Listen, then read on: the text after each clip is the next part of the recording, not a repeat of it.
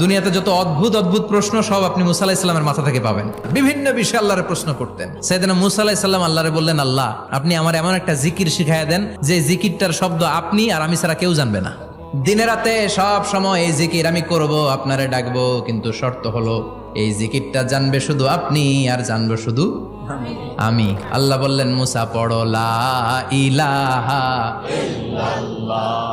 মুসা আলাইহিস সালাম কয়, মাবুদ এটা তো জাতীয় জিকির, সবাই জানে। আমি তো চাইছি এক্সেলেন্ট একটা জিকির, কারো কাছে নাই, শুধু আমি জানবো আর আমি পড়বো।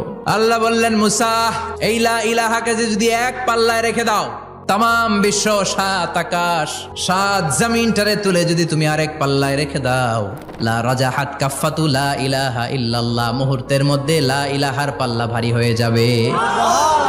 ও মুসা, তুমি যতই এক্সক্লুসিভ জিকির চাও, লা ইলাহার চেয়ে দামি জিকির আমার কাছে নাই।